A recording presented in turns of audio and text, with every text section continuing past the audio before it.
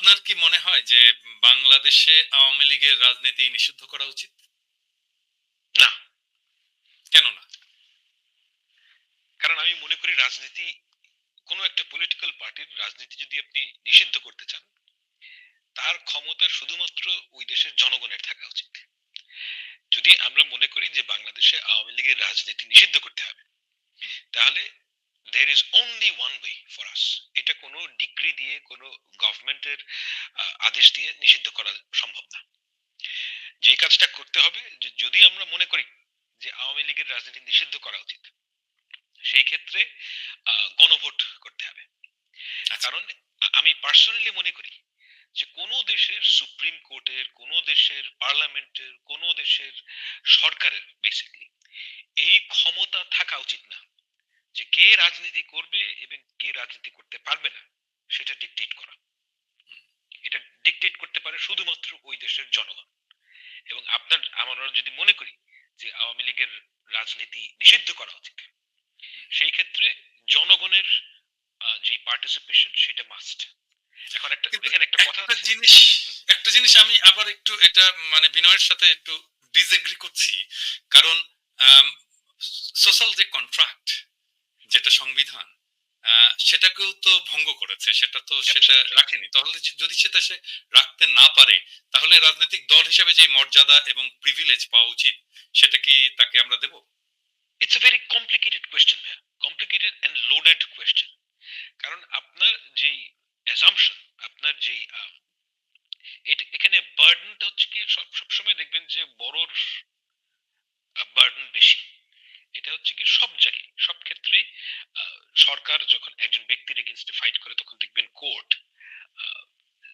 যে কোনো জায়গায় বার্ডেন অফ প্রুফ সরকারের ক্ষেত্রে, যেহেতু একটা লার্জ অর্গানাইজেশন, এটা ব্যক্তির চাইতে ওই সরকারের বেশি, হুম, ডিউটি অফ কেয়ারের জন্য। হুম, হুম, এখন আমি ব্যক্তিগতভাবে মনে করি যে একটা দেশের রাজনীতি, কোনো একটা পলিটিক্যাল পার্টির যে রাজনীতি, এটার নির্ধারণ করার ক্ষমতা শুধুমাত্র ওই দেশের জনগণের থাকা উচিত। এবং জনগণকে এই ক্ষমতা এক্সারসাইজ করার ওয়ে হচ্ছে কি স্ট্যান্ডার্ড ওয়েতে আপনি তাকে ভোট দেন না।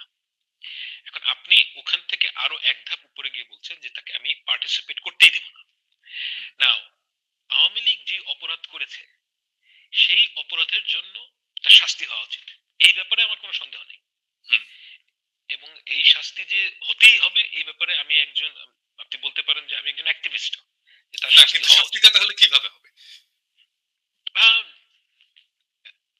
একটা হতে পারে যে আওয়ামী লীগ, আমি আগেও লিখেছি যে আওয়ামী লীগ যেহেতু তিনটা ইলেকশন রিগ করেছে হুম, কমপ্লিটলি, সেহেতু আওয়ামী লীগকে তিনটা ইলেকশনে আওয়ামী লীগ কিংবা সমমনার নামে, হুম, সমধর্মের নামে তাদেরকে পার্টিসিপেট করতে দেওয়া যাবে না।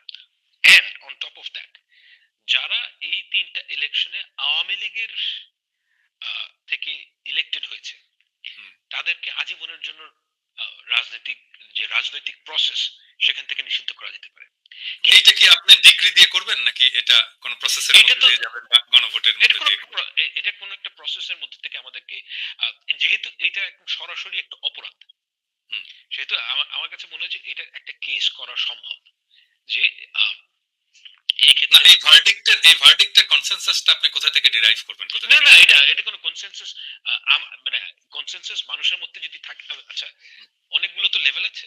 আমরা যদি হুম, সবচেয়ে উপরের লেভেলে যাই, আমি যেটা বলছি সেটা সবচেয়ে নিচের লেভেল, হুম, যে একদম সবচেয়ে নিচের লেভেলের পানিশমেন্ট কিছু না কিছু হওয়া উচিত আওয়ামী লীগ কালেকটিভলি, কারণ ডেমোক্রেটিক প্রসেসকে ধ্বংস করার জন্য। কিন্তু আমরা যদি একদম প্রথমে নিউক্লিয়ার বম মারি, হুম, আহ, এটা ব্যাকফায়ার করবে। কারণ হচ্ছে যে আওয়ামী লীগের যে রাজনীতি, সেটা যতটাই জনবিরোধী হোক না কেন, হুম, এটার কিন্তু অ্যাডহেরেন্ট আছে। অর্থাৎ আমি এখনো মনে করি বাংলাদেশের 10 to 15% কিংবা তার চেয়ে কিছু বেশি হতে পারে এই ধরনের লোক, আহ, তারা তো এই দেশের নাগরিক, এবং তারা এখনো আওয়ামী লীগের যেই মানে উন্মাদ ধরনের, এবং হুম, তারা এখনো আওয়ামী লীগকে সাপোর্ট করে। নাও, আপনি তাকে তো, একজনকে বিশ্বাস করার জন্য কাউকে পানিশ করতে পারেন না, হুম, কিন্তু তাকে অ্যাক্ট করতে হবে, হুম, মানে পানিশ করার জন্য। তো যারা অ্যাক্ট করেছেন, অর্থাৎ সরাসরি আহ, অপরাধমূলক কর্মকাণ্ডে জড়িয়েছিলেন, তাদেরকে তো শাস্তি দেওয়ার জন্য সরকার আদালতের দ্বারস্থ হতেই পারে, সেটা অন্য বিষয়। হুম। কিন্তু আপনি যেটা পার্টিকে যদি আপনি নিষিদ্ধ করতে চান, এর মানে কিন্তু এটাই যে আপনি এমন অনেক লোককে শাস্তি দিতে চান যারা সরাসরি কোনো অপরাধ করেনি। এটা কিন্তু you like it or not, আপনি বিভিন্নভাবে কথাটা হাইড করতে পারেন, কিন্তু এটা হচ্ছে গিয়ে রিয়ালিটি, যে যারা কোনো ধরনের সরাসরি অপরাধ করে নাই তারাও এই শাস্তির আওতায় আসবে। হ্যাঁ, এটা হচ্ছে গিয়ে একটা দিক। এবং আরেকটা দিক হচ্ছে গিয়ে, যেটা আমি প্রথমেই বলেছি, যে কোনো সুপ্রিম কোর্টের কিংবা কোনো পার্লামেন্টের এই ক্ষমতাটাই থাকা উচিত না যে কে রাজনীতি করবে এবং কে রাজনীতি করবে না সেটা ঠিক করা। হুম। হ্যাঁ, এখন আপনি যদি আওয়ামী লীগের মানে ফর্মাল যে গঠনতন্ত্র খেয়াল করেন, এটা কিন্তু দেশদ্রোহী না, এটা কিন্তু বাংলাদেশের সংবিধানের সাথে আহ, আহ, আহ, সংঘাতময় না। অ্যালাইনড, অ্যালাইনড না, অবশ্যই। এটা অ্যালাইন না হলে তো রাজনীতি করতে পারারই কথা না। করতে হ্যাঁ। পারারই কথা না। এখন এই জিনিসটাকে যদি 10-15% তাদেরকে যদি আপনি সরাসরি নিষিদ্ধ করে দেন, এই পলিটিক্যাল পার্টিটা একটা আন্ডারগ্রাউন্ড পলিটিক্যাল পার্টি হবে এবং it will become a security issue.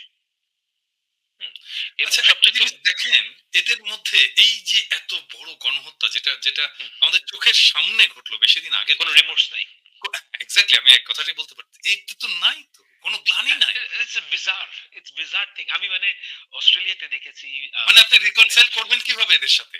না করা সম্ভব না। কিন্তু কথা হচ্ছে যে আহ, আমি অনারে বিশ্বাস করি, অনার কোডে বিশ্বাস করি, যে অনার কোডে বিশ্বাস করার মানে হচ্ছে যে দায়ভার সবসময় আপনার। হ্যাঁ, যে আপনি একজন লোককে শাস্তি দেওয়ার আগে সবকিছু দেখবেন। এবং তারপরও আমি, যেহেতু আমি মুসলমান, মানে আমার মধ্যে এই জিনিসটা খুবই ব্যক্তি জীবনেও, যেমন ধরেন কেউ যদি একটা অপরাধ করে, সে যদি মাফ চায়, এই যে তাকে মাফ করতেই হবে। মানে আমি এভাবে, সে যদি মাফ চায়, আমার কাছে মনে হয় যে এটা চাইতে তো হবে, ফাহাম, চাইতে তো হবে। যদি চায়, অফকোর্স, হ্যাঁ, ও অফকোর্স, তো চাইছে না তো। ওর ভেতরে তো কোনো গ্লানিই নাই, সে তো মনেই করছে না যে তারা ভুল করেছে।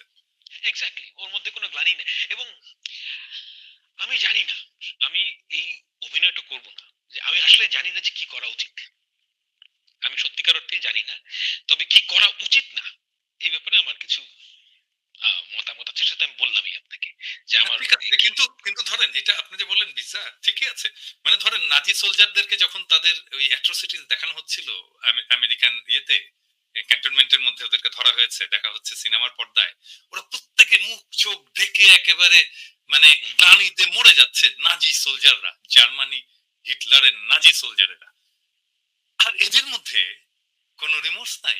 না, অদ্ভুত ব্যাপার, অদ্ভুত। আসলে অদ্ভুত, অদ্ভুত। এবং দেখেন, এত লোক মারা গেল, এবং যারা মারা গেল তারা তো পলিটিক্যাল অপোনেন্ট না, মানে ম্যাক্সিমাম লোকই তো সাধারণ মানুষ। সাধারণ মানুষ, এক্স্যাক্টলি। সাধারণ মানুষকে, ছাত্রদেরকে হত্যা করা হচ্ছে, তাদের মধ্যে কোনো রিমোর্স নাই। এবং আপনি যদি মানে, এখানে আসলে বলাটা খুব প্রবলেম্যাটিক, কিন্তু তারপরে আমি বলি যে এমন বিভিন্ন লোকের কাছ থেকে আমি জানতে পেরেছি যে হাসিনা 4 তারিখ 5 তারিখ কি কাজ করেছে। হুম। তা আমি আহ, সঙ্গত কারণে একটু ট্রাস্টের ইস্যু আছে, তাই আমি বলছি না যে কারা আমাকে কথাগুলো বলেছেন, কিন্তু যারা যারা ওখানে উপস্থিত ছিলেন এমন লোকদের মাধ্যমে আমি জানতে পেরেছি। এবং আমি ব্যক্তিগতভাবে মনে করি যে তারা সত্য কথা বলছেন। যে ওখান থেকে এসছে যে হাসিনা 4 তারিখ 5 তারিখেও কিন্তু আরো মানুষ মারার প্রতি আগ্রহী ছিলেন। হ্যাঁ, এবং ওনার কথা ছিল যে এইটা তো কোনো বড় সমস্যা না, এর চাইতে বড় সমস্যা ছিল হেফাজত। বেশি মানুষ মারলেই আপনি এই আন্দোলনকে থামায় ফেলতে পারবেন। আমি 4 তারিখ রাত পর্যন্ত এই মত যে উনি ছিলেন, এটা মোটামুটি নিশ্চিত। 5 তারিখের কথা জানি না, কিন্তু 4 তারিখ রাত পর্যন্ত তিনি এটা মনে করছিলেন যে আরো বেশি মানুষ যদি মারা যায়, তাহলে হত্যা করা যায়, তাহলে আম, এই ঠান্ডা করে দেওয়া যাবে আর কি। ঠান্ডা করে দেওয়া যাবে। হ্যাঁ, তো এটা মানে she is a psychopathic women, absolutely. মানে আচ্ছা, আপনার কি কখনো মনে হয়, মানে যেহেতু আমরা দুজনেই আহ, মানে কোনো না কোনো ফর্মে মেডিকেল সায়েন্সের সাথে যুক্ত, আপনার কি কখনো মনে হয় যে এই যে 75-এর 15ই আগস্টে তার পরিবার এবং বাবা-মা হারানোর পরে তার তো কোনো কাউন্সেলিং হয়নি। না। সাইকোলজিক্যাল কাউন্সেলিং হয়নি।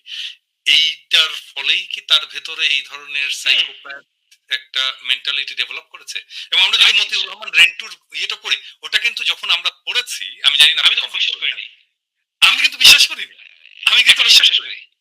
হ্যাঁ, এখন এক্সাক্টলি আমি এখন বিশ্বাস করি যে মতিউর রহমান রেন্টু ঠিক লিখেছিলেন। হুম, হ্যাঁ, মানে আমি অনেক ব্যক্তিগত কাছের মানুষদের কাছে যেটা শুনেছি বিভিন্ন সময়, আমি ক্রনোলজিক্যালি বলতে পারবো না, কিন্তু আমি যে সমস্ত কথা শুনেছি আম, সেগুলো শুনে মনে হয়েছে যে আহ, উনি মেন্টালি সাউন্ড পারসন না, এবং এক্সাক্টলি। মানে গভীরভাবে ট্রমাটাইজড এবং গভীরভাবে ভিনডিকটিভ ওমেন। এটা মানে ইটস আ এবং বাংলাদেশের রাজনীতি, আমি সবসময় মনে করি যে খালেদা জিয়ার ব্যাপারে আমি একটা কথা বলি কি, যে খালেদা জিয়া খুব দুর্ভাগ্য যে তাকে সবসময় হাসিনা এবং খালেদা এক ব্র্যাকেট বন্দি করা হয়েছে। হ্যাঁ, এই দুজন মানুষ কোনোভাবেই একই রকম মানুষ না। কোনোভাবেই না। হ্যাঁ, আপনি যদি বিএনপির রাজনীতি কমপ্লিটলি মানে আপনি ডিজাউন করেন, দ্যাটস ফাইন, আপনার পছন্দ অপছন্দ হতেই পারে, এতে আমার কোনো আপত্তি নেই এবং আমি সম্মানও করি সেটা। কিন্তু এবং আপনার সমালোচনা, প্রচুর লোক প্রচুর ভ্যালিড সমালোচনা করেন, সেগুলো নিয়ে আমার কোনো আপত্তি নেই। কিন্তু at the core of it, Sheikh Khaleda Zia একজন ভদ্রলোক। হ্যাঁ, এবং তার যেই গণতন্ত্রের প্রতি তার যেই কমিটমেন্ট, আমি আমার সেটায় কোনো খাদ নাই, পার্সোনাল সেটায় কোনো খাদ নাই, এবং খাদ নাই এটা মানে। মানুষ বুঝতে পেরেছিল। এটা মানুষ বুঝতে পেরেছিল, কারণ ওই সময়টা হয়তো আপনি আম, দেখেননি, কারণ আমি তো আন্দোলনের মধ্যে ছিলাম, লড়াইয়ের মধ্যে ছিলাম। 90-এ যখন এরশাদের পতন হলো, তখন কিন্তু সবাই মনে করেছিল, সবাই মানে আপনার বুদ্ধিজীবী বলেন, এটা বলেন সেটা হুম, বলেন, হুম, যারা রাজনীতি করে, এমনকি বিএনপি মনে করেছিল যে আওয়ামী লীগ জিতবে। হ্যাঁ, ট্রু। সারপ্রাইজিংলি বিএনপি জিতে গেল। হ্যাঁ, এবং ওই সময় যদি পত্রিকা আপনি দেখেন, ওই সময় আমরা দেখতাম যে প্রত্যেক, এমনকি ফরহাদ ভাই পর্যন্ত বলছে এটা অবিশ্বাস্য। হ্যাঁ, মানে এই রেজাল্ট আসতে পারে, খালেদা জিয়া জিততে পারে, এটা অবিশ্বাস্য। কিন্তু দেখেন, মানুষ কিন্তু, মানে জনগণ তো ভোট দিয়েছে, মানুষ কিন্তু তার আসল নেতাকে চিনে নিতে, মানে কাকে নেতা বানানো উচিত এই মুক্ত বাংলাদেশের, গণতান্ত্রিক বাংলাদেশের, সেই ক্ষেত্রে কিন্তু ভুল করেনি। হ্যাঁ, এবং মানে আমি ওই জিনিসটাই বলতাম যে আওয়ামী লীগে যদি শেখ হাসিনার জায়গায় অন্য কোনো নেতা থাকতো, মানে কোনো সভ্য মানুষ যদি এটা নেতা থাকতো, আজকে কিন্তু এই হেলিকপ্টার করে পালিয়ে যেতে হতো না। মানে আজকে আমাদের বাসায় একজন গেস্ট আসলো, তো ওনার অনেক আওয়ামী লীগের আত্মীয় স্বজন আছেন, বেশ হাই অফিসিয়ালস, এবং মানে পালিয়ে বেড়াচ্ছে, একজন ধরা পড়েছেন, মানে খুব বাজে অবস্থা। এই অবস্থাটায় বাংলাদেশ আসতো না এবং আওয়ামী লীগও আসতো না, কিন্তু আমার কাছে অদ্ভুত লাগে কি, যে আওয়ামী লীগের যারা নেতা কর্মী এবং যারা সমর্থক, তাদের মধ্যে এই অ্যান্টেনাটাই নাই যে হাসিনা যে তাদেরকে এই সর্বনাশের মধ্যে ঢুকিয়েছে। অবশ্য থাকতেও পারে, আমি আমি তো জানি না তারা নিজেদের পরিবারে কি ধরনের কথাবার্তা বলেন, কিন্তু এই যে ক্রিমিনাল অ্যাক্টিভিটিকে বাংলাদেশে জনপ্রিয় করা, এই কাজটা কিন্তু এরশাদও করে নাই, জিয়াউর রহমান সাহেব করেন নাই, খালেদা জিয়াও করেন নাই, এটা কোনো ইন্টারিম গভর্নমেন্টও আগে করেন নাই। এটা কিন্তু এক মানে শুধুমাত্র হাসিনা এবং আরেকটু কম হলেও শেখ মুজিবুর রহমান করেছেন।